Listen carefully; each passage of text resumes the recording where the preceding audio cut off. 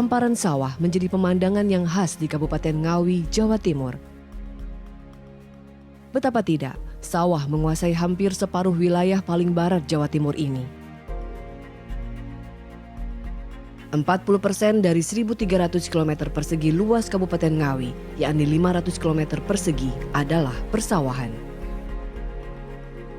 Artinya, sebagian besar penduduknya hidup dari menanam padi. Maka tak salah, Jawa Timur dikenal sebagai lumbung padi nasional, salah satunya disuplai oleh Ngawi.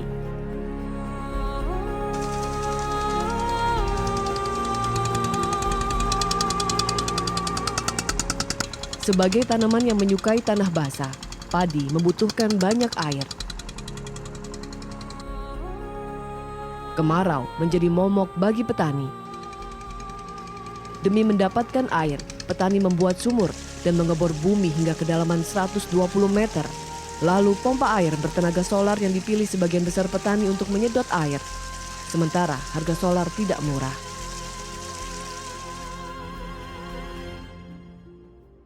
Kalau menggunakan solar, itu mereka rata-rata menghabiskan biaya sekitar antara Rp20.000 sampai dengan Rp27.000 per jam. Di mana pola pengairan yang diterapkan di daerah sini adalah 4 hari sekali.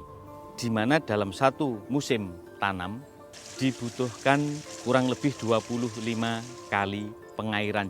Ada dampak yang secara perlahan tapi pasti diderita oleh masyarakat sini, yaitu dengan seringnya masuk ke dalam lubang sumur, di mana kedalaman sumur itu antara 100 sampai 120 meter untuk mendapatkan air itu, di mana mesin yang ditanam di dalam sumur dengan diameter kurang lebih 2,5 meter itu menimbulkan suara bising dan pengap. Ada efek keracunan dan terutama yang membuat efek jangka panjang itu tuli. Rata-rata petani sini menderita gangguan pendengaran. Dengan adanya teknologi Freenet, maka itu semuanya nanti akan bisa kita hilangkan. Begitu besar resiko yang harus ditanggung para petani.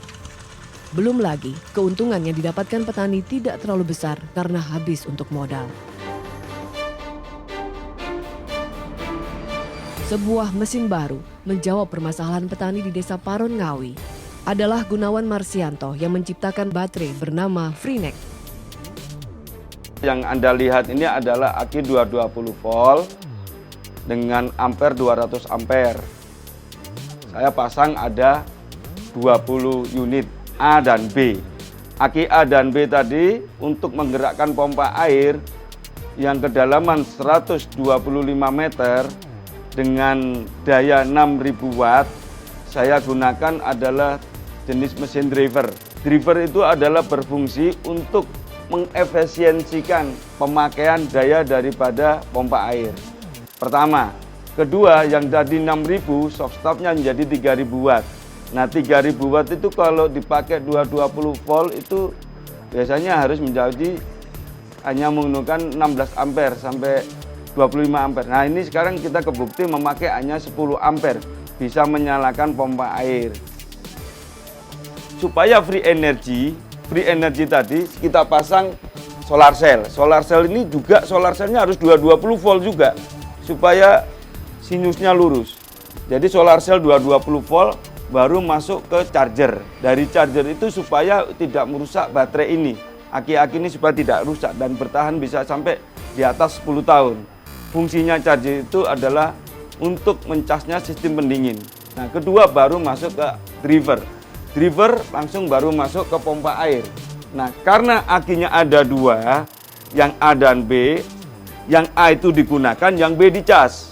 Nanti kalau dengan pompa ini sudah nggak ada ganti oli, nggak perlu beli bahan bakar lagi, cukup investasi pertama untuk selamanya. Wah, aku seneng tenan iki duwe diesel. Dieselku saiki wis luwih apik penimbangane dhisik. Nek dhisik sik nganggo diesel laku solar, laku oli. Terus saiki aku wis gak nganggo diesel, aku solar, laku oli. Saiki aku wis nggunakake tenaga surya, wis ora pakai solar, ora nganggo oli. Aku bisa nolong sak kanca-kancaku kabeh. Sapa sing kurangan banyu, njaluk banyune aku tak wehi, tak tolong. Mula pakai baterai iku saiki wis luwih dening penak. Mula kanca-kancaku padha ayo gawe sumur kaya aku iki pakai baterai. Bisa banyune bisa turah-turah, hasilku wis luwih duwene ningkat. Kebiasaane hasilku sawah sak bau ngentukke 5 ton. Saiki bisa nambah jadi 7 ton. Malah luwih duwene apik.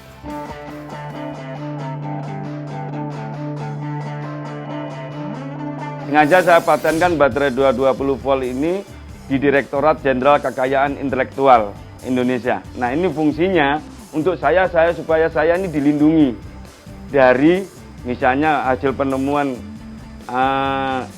saya ini bisa dilindungi oleh pemerintah. Itu fungsinya. Saya bilang supaya juga bisa dipakai juga untuk masyarakat pada umumnya.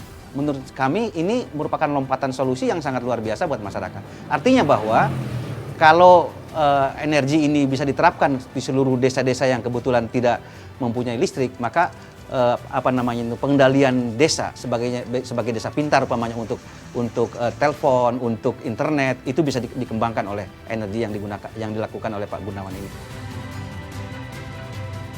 Teknologi baru selalu bisa diciptakan manusia.